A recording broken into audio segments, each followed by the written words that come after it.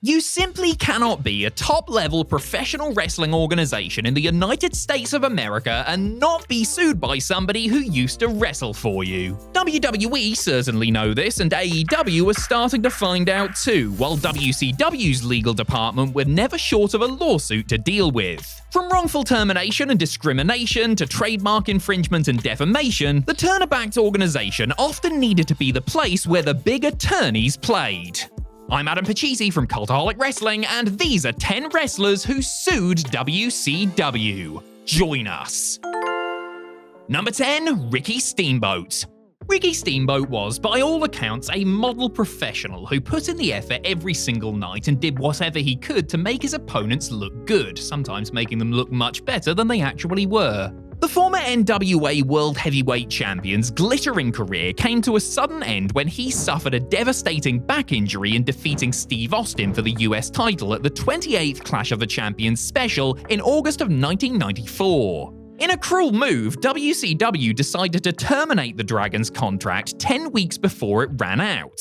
Totally incensed by this, Steamboat decided to sue the promotion for wrongful termination since he was injured while they did it, an injury he suffered in a WCW ring no less. It's unclear exactly how this played out, though it did prevent Ricky and the company from doing anything together before WCW went out of business in March of 2001. And Steamboat wasn't finished dishing out litigious arm drags, because in April of 1998, he threatened WCW star Ultimo Dragon with a lawsuit for using the name Dragon, which Ricky had trademarked for usage as a pro wrestler in the US. Again, no word on how this played out, but Ultimo kept the Dragon part of his name, so it doesn't look like it went very far.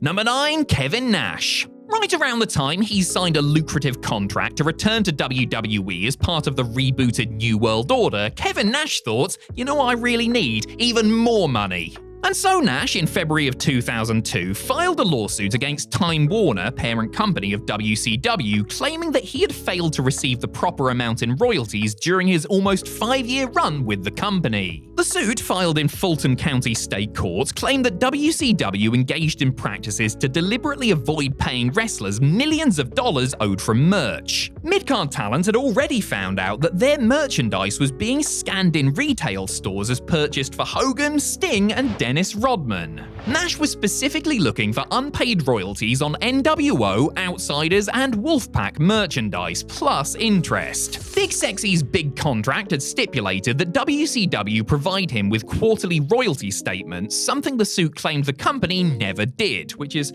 astonishing, really.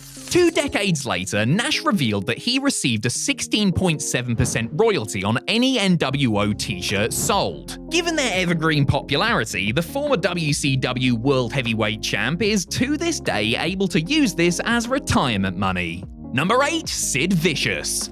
For all intents and purposes, the professional wrestling career of Sid Vicious came to an end at the WCW Sin pay-per-view on January 14, 2001. The Master and Ruler of the World suffered a horrific leg injury while attempting to perform a jumping kick off the middle rope. Hold on, Sid jumping off the middle rope?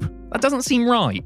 Well, the idea certainly wasn't one that came from the mind of Sid, but rather backstage agent John Laurinaitis, who was tasked with helping to piece the main event together. Sid was really hesitant to perform the move, which he had never done before, but ultimately caved into the pressure and paid a heavy price. Sometime later, Vicious, whose pay was reduced after the incident prior to his contract being terminated in June of 2001, filed suit against WCW and Laurinaitis, citing breach of contract, breach of duty, negligent infliction of emotional distress, torturous interference with contractual relations, and unjust enrichment because WCW had teased footage of the incident on Nitro the next night. The court ultimately sided with WCW, while Sid, who also wanted his attorney fees paid for, had an appeal rejected in 2005. Number 7, Missy Hyatts. After being fired by WCW in February of 1994, manager, interviewer, backstage personality, and 900 number host Missy Hyatts filed a lawsuit against the promotion.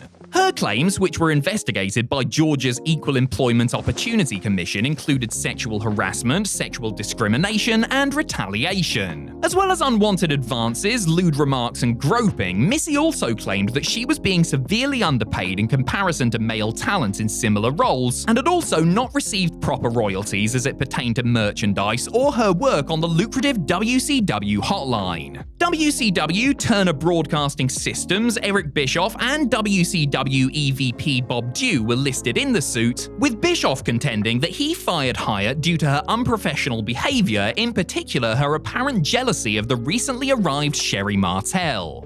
Turner ultimately settled out of court in late '95, which they were known to do when it came to lawsuits in this era. Many years later, Missy noted that she filed suit not so much due to the sexual harassment, but because she knew for a fact that she wasn't being compensated fairly. Number 6. Mr. Fuji.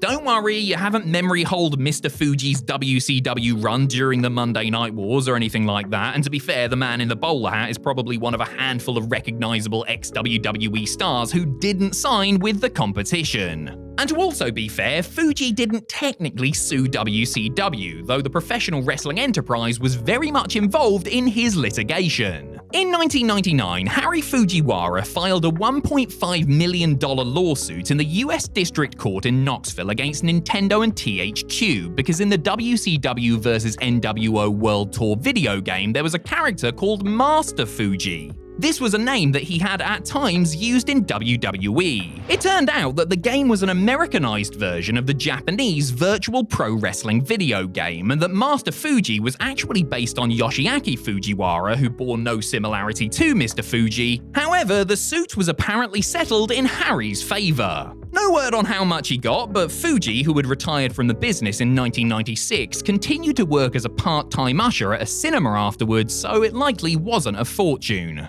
Number 5. Rick Rude.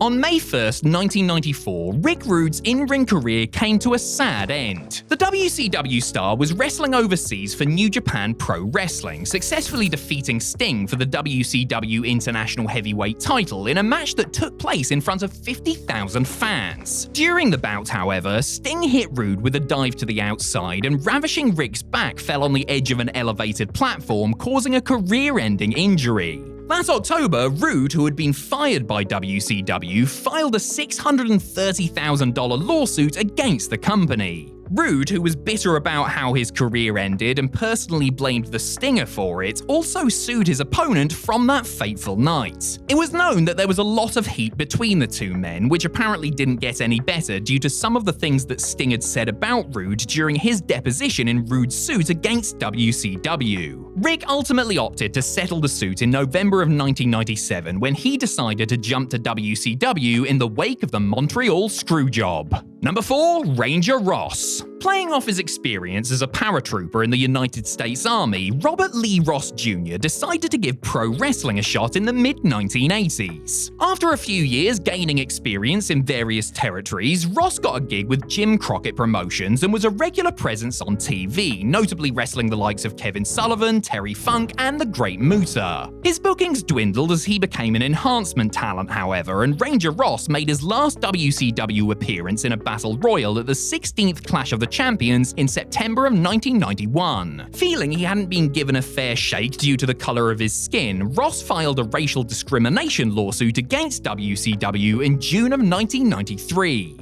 Ross claimed he wasn't pushed as hard or paid as well as his Caucasian co-workers and suggested that his firing was racially motivated. The courts disagreed and in October of 1994 sided in favor of World Championship Wrestling after the judge determined Ross, as an independent contractor, couldn't sue for discrimination.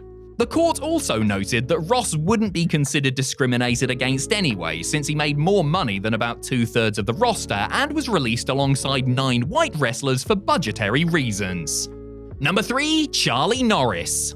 Charlie Thunderblood Norris was at one point under consideration to be signed by WWE, but they went with Tatanka instead, and Norris had to settle for a fleeting WCW push in 1993. The company had high hopes for the Native American, but he wasn't especially good in the ring and didn't get over as they had envisioned, and he left after just 4 months. In November of 1994, Charlie filed suit in the US District Court of Minnesota, suing both WCW and road agent Greg Gagne specifically for breach of contract and racial discrimination. Norris claimed that he was asked to perform stereotypical and demeaning actions and gestures as part of his routine, and though he initially placated his superiors, he was fired when he refused to continue. He claimed that Gagne referred to him as Big Chief and tried to teach him how to do a war dance, while also alleging that WCW cut his pay from $1,500 per week to just $800. Norris later blamed Eric Bischoff for not honoring the contract he worked out with Ole Anderson when Bischoff took over, and noted that Jesse Ventura and Sid Vicious were 2 of his star witnesses in court. Norris ultimately made out with a reported $50,000. Number 2, Sonny Ono. As we just spent the past couple of minutes establishing, there were minorities in WCW who over the years felt as though they had been racially discriminated against, with several filing lawsuits. Japanese manager Sonny Ono was the lead plaintiff in the most famous of these suits, which saw 10 performers sue WCW in the year 2000. Ono, who was compelled to sue for unfair dismissal when Vince Russo fired him around the same time he openly admitted he didn't want to use Asian or Mexican talent, was joined by the likes of Hardbody Harrison, Thunderbolt Patterson, and Hard Work Bobby Walker in suing WCW for racial discrimination. The lawsuit documents allege a ton of unsavory behavior when it came to how the company higher-ups treated Asian and African American performers. Like, there were people in management and executive positions doing and saying really racist things. WCW may have kicked the bucket in March of 2001, but the lawsuit dragged on for another couple of years before being settled in arbitration during the summer of 2003. Reports of the settlement were sealed by the judge in the case, but all indications are that everybody involved was paid off, and paid off very well indeed. Number 1, Hulk Hogan.